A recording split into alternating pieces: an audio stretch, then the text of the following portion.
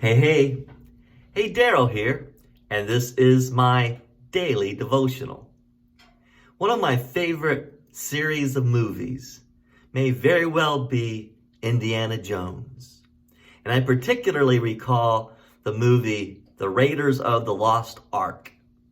And you'll recall the bad guys in that movie had found the Ark of the Covenant and they had taken it into a cave and there they were going to lift up the lid of that ark to see finally what was inside.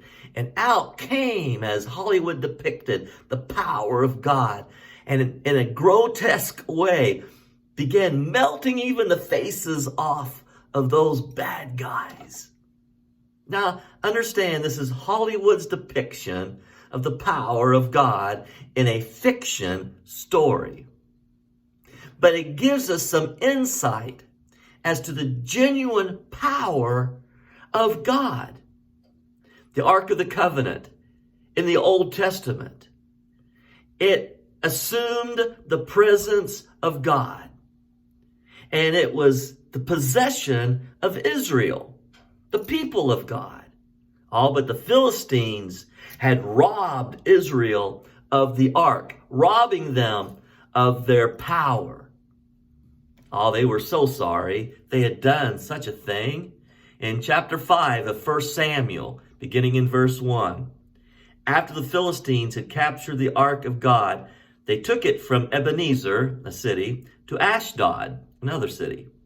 Then they carried the ark into Dagon's temple and set it beside Dagon. Now, Dagon is a pagan god, and they brought the Ark of the Covenant into a pagan temple. All right, now, something really awesome is going to happen here. You ready? Verse 3.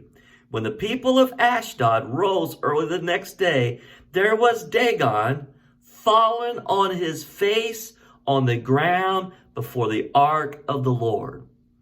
Now, symbolically, when one falls on their face before the Lord, they are giving full and total surrender and worship to Almighty God.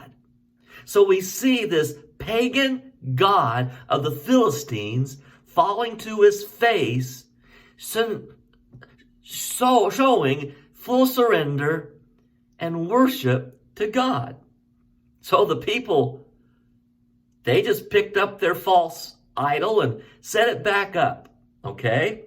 So we're going on. They took the Dagon and put him back in his place. Verse 4.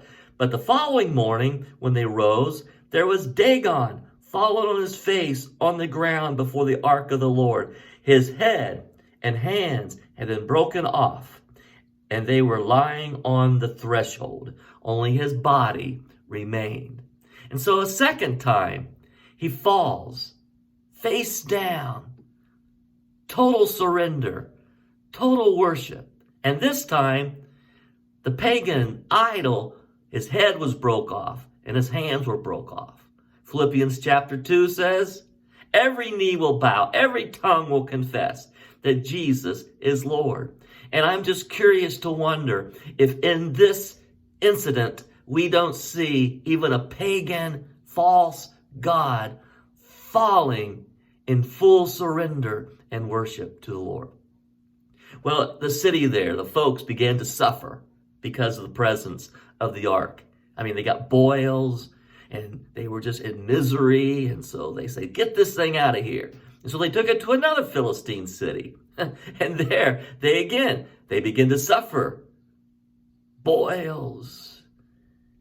And then they take it to another city and they see it coming.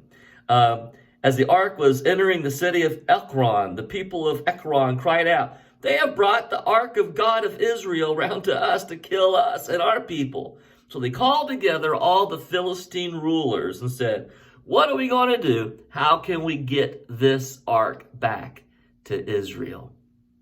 So they didn't know how to handle God, the presence of a living God. But their false god, Dagon, he knew how to handle it. You fall on your face and you worship it. I would suggest to you that if these Philistines would have responded to the ark as their false pagan god did, they would have been relieved from the boils and miseries, and they could have come to know the living God. Instead, all they could say is, get it out of here and get it back to Israel. God bless you. Good day.